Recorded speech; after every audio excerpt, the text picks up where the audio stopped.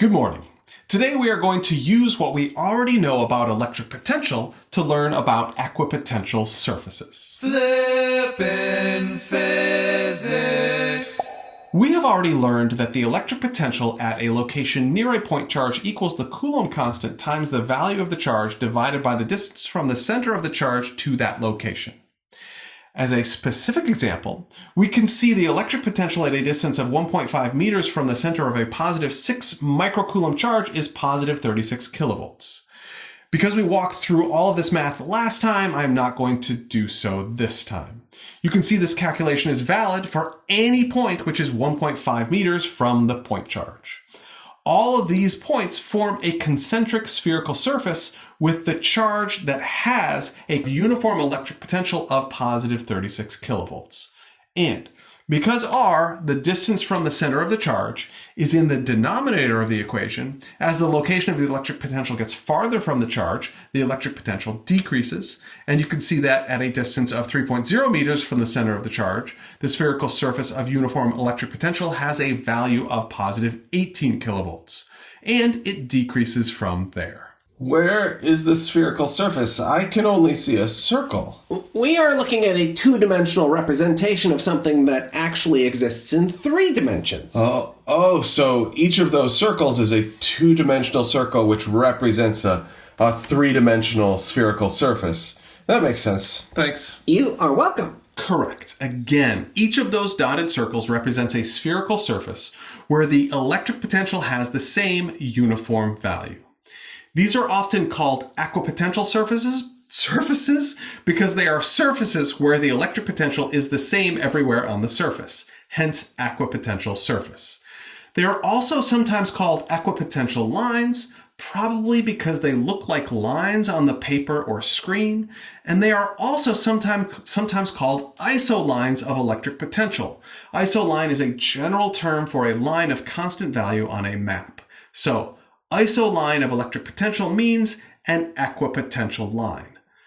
Unfortunately, you probably need to be prepared to see them called equipotential surfaces, equipotential lines, or isolines of electric potential. That is a bummer. Yeah, agreed. Yeah, sorry. For me personally, because it refers to a surface where the electric potential is uniform, I prefer to use the term equipotential surface. So that is probably what you will hear me say most often. Okay.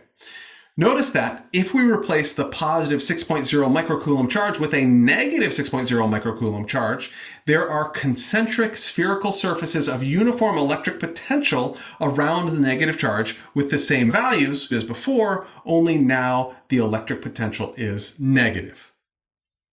Positive, negative, positive, negative.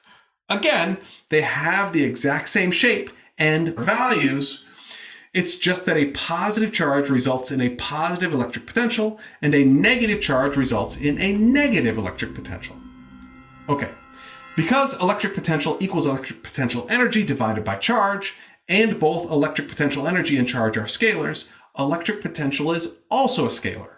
That means that if we were to put both of these charges, positive 6.0 microcoulombs and negative 6.0 microcoulombs, next to one another, to determine the total electric potential, we simply add their respective electric potentials together.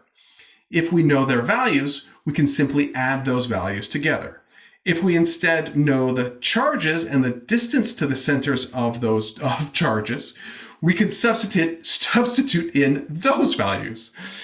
Just so you know, this is called the principle of scalar superposition. Mr.p?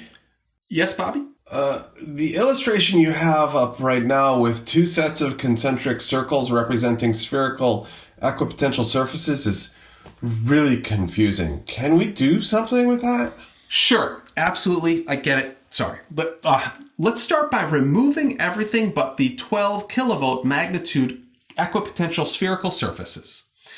And Bobby, tell me what you see. Okay, the circles on the screen intersect at 2 points, and at those 2 points, the electric potential equals positive 12 kilovolts plus negative 12 kilovolts, or 0 kilovolts. So both of those locations are spots where the total electric potential from those two charges equals 0. Yep. And what if I put up just the 7.2 kilovolt magnitude equipotential spherical surfaces?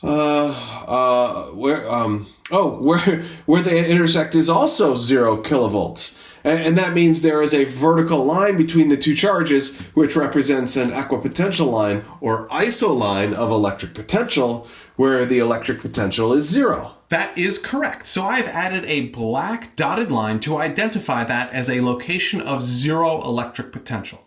However, realize that black dotted line actually represents a two-dimensional plane,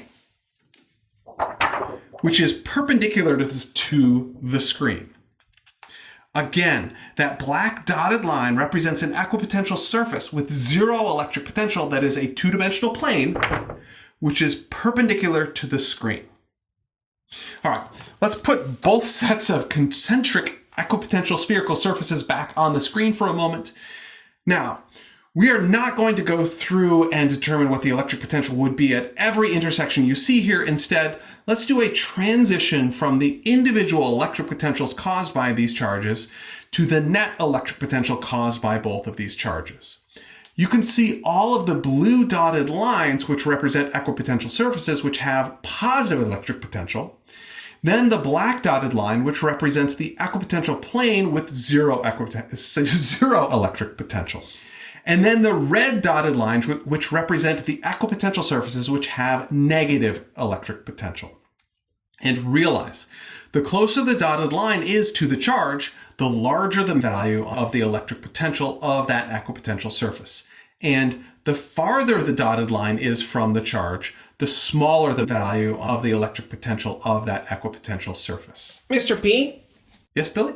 just so you know, those two charges form what is called an electric dipole, where an electric dipole is a system made up of two equal but opposite electric charges that are separated by a small distance. So yeah, we are looking at an electric dipole. Thank you, Billy.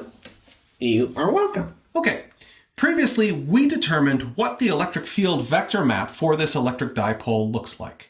So let's overlay that on top of this. So there we have the electric field lines in black solid lines and the electric potential in blue dotted lines for positive electric potential.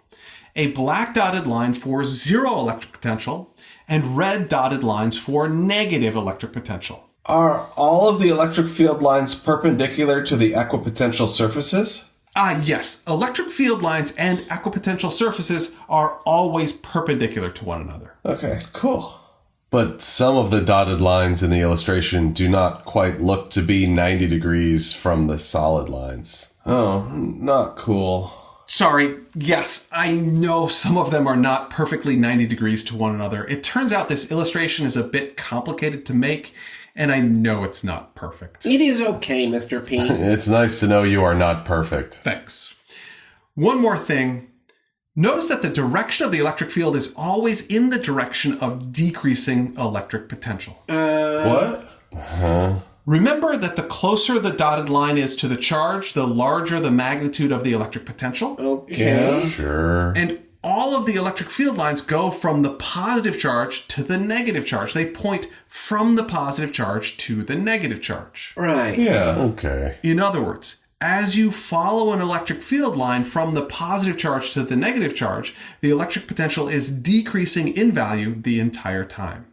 No matter which electric field line you choose to follow from the positive charge to the negative charge, the electric potential always decreases as you go in the direction of the electric field. In other words, electric field lines always point in the direction of decreasing electric potential. That makes sense. Got it. Sure. Great. Thank you very much for learning with me today. I enjoyed learning with you.